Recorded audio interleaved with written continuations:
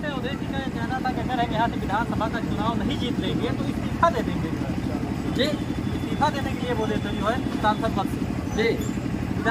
आप सांसद जी बोले सांसद जी हाँ बिल्कुल बोले थे, लेकिन नैतिकता के आधार पर ये नहीं बोले थे। बोले थे जनता सुचारू रूप से मतदान करे, अगर जनता से हम हार जाएंगे तो नैतिकता के आधार पर इस्तीफा देंगे। ये नहीं बोले थे कि हमारा वोट पीठासीन डालेगा, हमारा वोट सीओ डालेगा, हमारा वोट थाने का जस्तो डालेगा, हमारा वोट बीएलओ डालेगा, हमारा वोट आंगनबाड़ी डालेगी, हमारा वोट आशा बहू डालेगी। इस पर नहीं बोले थे। वो बोले थे कि जनता के शुद्ध रूप से मतदान हो। देवतुल्य मतदाता मिल्कीपुर के 2,40,000 जो हैं वो अपनी निष्ठा और ईमानदारी से मतदान करें। अगर उनके मतदान से हम हार जाएंगे तो मैं इस्तीफा दूंगा। अपनी बात पर आज भी अवधेश प्रसाद जी अडिग हैं, जो शुद्ध समाजवादी हैं। समाजवादी जो कहते हैं वो करते हैं, वो कभी अपनी बात से नहीं हटते हैं, लेकिन ऐसा हुआ नहीं। आप भी पत्रकार बंधु हमारे गाँव के हो, शायद आप भी सारी चीज़ को जान चुके हो। क्या हुआ है वो कहने में हमें कोई गुरूज नहीं है।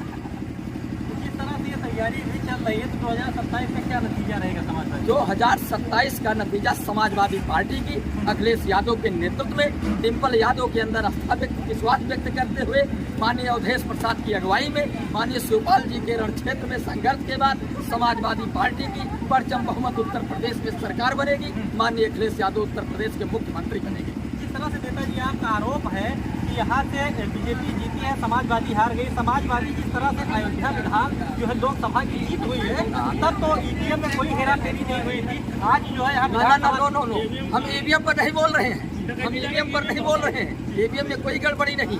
जिस तरीके से अयोध्या की जनता ने, देवतुल्य मतदाताओं ने, दलित परिवार के सबरी खानदान के बेटे लोकप्रिय सांसद अवधेश प्रसाद को सांसद चुन के भेजा था, वो भाजपा के छाती पर सांप सूंघ रहा था कि एक दलित का बेटा कैसे सांसद बने। तो अपनी इज्जत, अपनी नाक का सवाल बना करके जब डिम्पल यादव जी आई, लाखों लाख की भीड़ को देखा, तो उन्होंने अपने सीओ को, अपने एसडीएम को, अपने डीएम को, अपने एसपी को कहा मेरी इज्जत और नाक का सवाल है, इसलिए आप तटस्थ हो जाइए। तब वहाँ आने विधानसभा के गुंडे आए, मतदान किए, वहाँ का जो बीएसएफ का अधिकारी था उनको पीटा, गिरफ्तार किया, वोट डाल रहे थे। इससे नंगी नाच क्या हो सकती है? नेताजी एक चीज और आप जानकारी चाहते हैं, किस तरह से भी सांसद जी कह रहे थे कि एक व्यक्ति आया तो 300 अकेले डाला है। तो हम ये आपकी जानकारी चाहेंगे कि एक बार एक बटन को पंच करने में कितना समय लगता है? एक व्यक्ति नहीं आया था, उनके पास 10-10 लोगों की टीम थी। पीठासीन अधिकारियों के एक गुंडे नहीं आए थे, हर बूथ पर लोग आए थे। 10-10, 20-20 लोगों की टीम थी और उनको लाल पर्ची दी गई।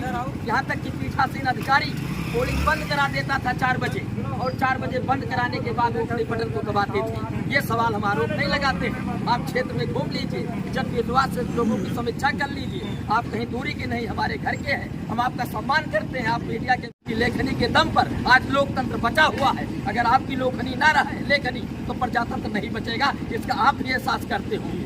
इसलिए इसका बड़ा सरकारी मशीनरी का बड़ा दुरुपयोग हुआ है। हम नहीं कह रहे हैं, मिल्कीपुर का 2,40,000 मतदाता कह रहा है, पत्रकार बंधु, और इसके सही तरीके से। इसलिए उन लोगों की जीत है। सर्टिफिकेट तो उन्होंने ले लिया, लेकिन मिल्कीपुर की जनता अजीत प्रसाद को अपना विधायक आज भी मान रही, क्योंकि हारने के बाद कोई दिखता नहीं है, लेकिन हारने के बाद जैसा समाजवादी पार्टी के कार्यकर्ताओं के अंदर उत्साह है, कहीं आप उनके चेहरे पर देखें पर मायूसी नहीं आपको नजर आती होगी।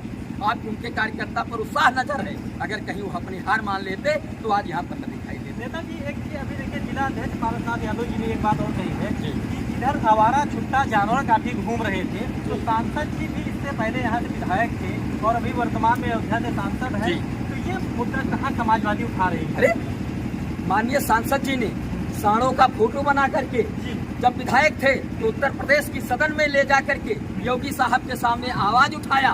उन्होंने कहा, योगी साहब आपके छुट्टा जानवर हमारे मिल्कीपुर की जनता की फसलें नहीं चल रहे हैं, उनके खून को पी रहे हैं।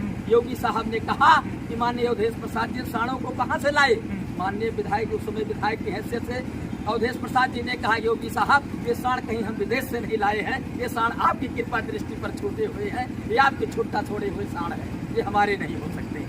जो उत्तर प्रदेश की सदन में बहुत पहले आंदोलन चला, हम लोगों ने तहसील पर धरना दिया, प्रदर्शन किया, तहसील पर मुस्तैदी से किया था। हम लोगों ने कई बार धरना प्रदर्शन किया, और यहाँ तक कि करीब 450 लोगों की लिस्ट मंत्री जी ने दिया है, कितने लोगों को सांडों के मारने से मरे हैं, कितने लोग घायल हुए हैं। उन्होंने मांग भी सरकार से किया, एसडीएम के माध्यम से, डीएम के माध्यम से, कि हमारे घायल हुए परिवार को कम से कम 2.5 लाख और मृतक परिवार को कम से कम 5 लाख मुआवजा हमारी